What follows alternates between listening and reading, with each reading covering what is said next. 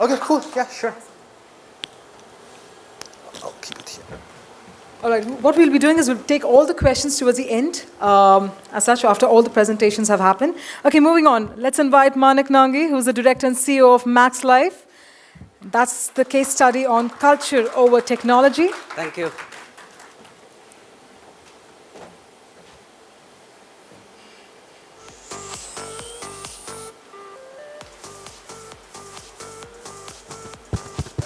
Good afternoon.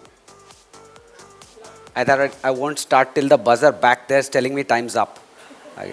They've reset it now. I work for financial services. My name is Manik and I tell stories to sell life insurance. Mostly when I say that in a room full of people, their hands go to their wallets, जैसे कि मैं अभी check लिखवा लूँगा. I just wish it were that simple, isn't it? I'll tell you the Max Life story and our learnings from the run-ins, from the fall-downs, from the bruises, from the way we've hurt our knees, and slowly how we've evolved. And in that bargain, you should appreciate that when you're trying to sell a product that the customer thinks they don't need, and the seller hopes that the customer doesn't use, life's a little bit more complicated than usual. And there are only three things that I want to tell you. The first is that for the context of the customer in the path to purchase, where are they at which point in time decides what's the message, as we have learned. The second thing is that creative differentiates, but the choices of the media that you deploy, the choices of the mediums, and in conjunction with the messaging, in conjunction with the path to purchase, is what makes it effective. And the third thing is that if you were to look at a marketing funnel as getting as many people at the top of it, and then preventing people from leaking through it, UX solves for leakage. And the simpler we make it, and the basic we make it, and the more connected we make it with the business objective, the smarter the strategy begins to appear to even the practitioners who are doing it at that point in time. And with that, let me delve briefly into these. We realize that it takes an approximately 11 to 12 interrupts in a consumer's path to purchase before they come to our website, create a quote, and enter the buying journey. It was tough to figure this out, and it took us almost a year and a half to map the entire customer journey. What made it even more complex is the fact that it was omni-channel. There was a lot of cross-channel behavior. The agent came to your door, told you about a plan, you went online to check what the plan was. You also went online to check whether the company was stable or not. The number of people who came to our website to look at our solvency margin, to look at our claims ratio, told us a story, told us that they were trying to figure out, is their money safe? They were trying to figure out, if they were dead, would their spouse be able to claim the money from the company? And in that, we realized that depending on where the customer was in the path to purchase, the conversation had to be completely different. For instance, the top of the funnel conversation had to be, if you don't reach home in one piece tonight, do you have a plan to take care of your family? The middle funnel conversation had to be, if you were to buy the Max Life term plan, it would give you the added advantage of having one solution that had critical illness, disability, accident, and all of that at an affordable price.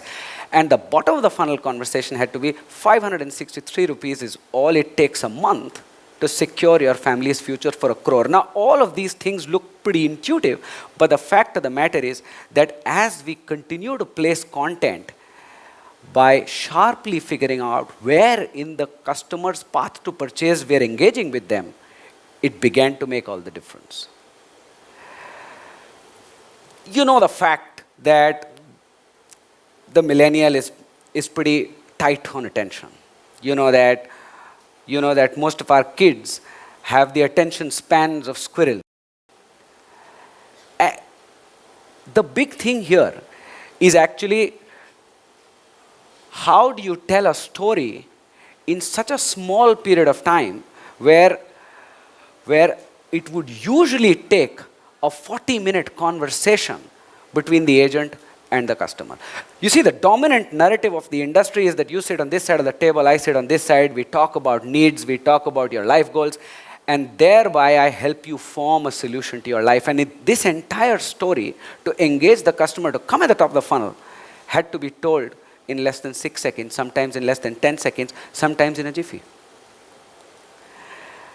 If you were to look at the funnel on the left, it took us the first 6 months to even figure out that these were the milestones that we were gunning for to be able to decisively make the difference. And the things on the right are the ones that we used to make sure that we minimized leakage at every point.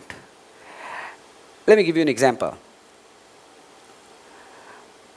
58% of the customers who now start their purchase journey and get a quote do it from their mobile phones. 3 years ago, this number was 20%.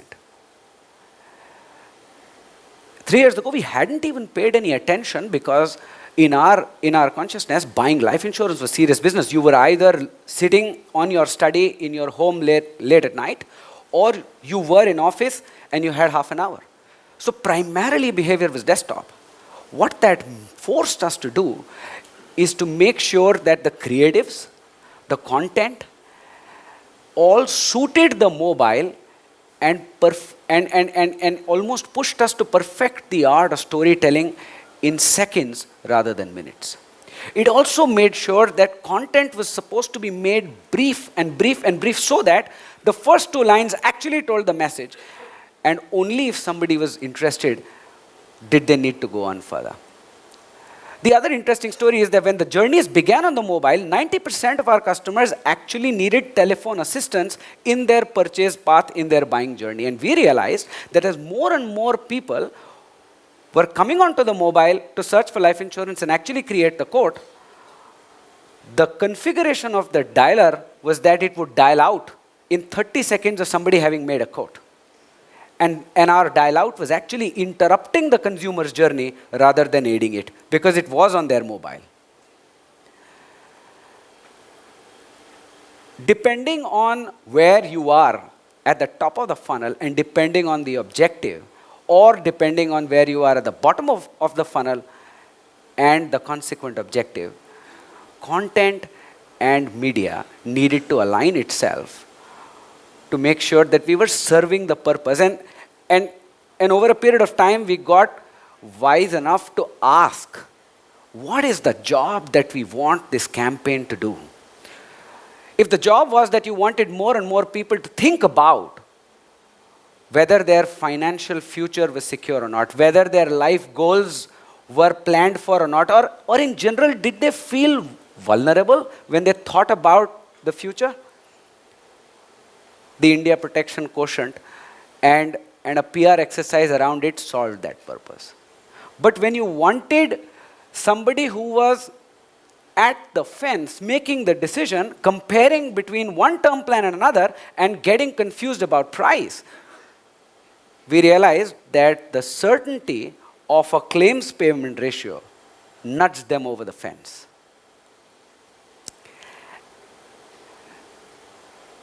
Most of these things are either intuitive or soft. And what you can't measure doesn't exist. We realized in the funnel that unless we got or caused a brand search query, which is a max life insurance term plan or a max life term plan, we were in no way assured that the customer was actually indeed considering our plan to be able to buy their solution. And so we started to measure it, and a series of initiatives, not necessarily clearly attributable to each one of them, gave us these results.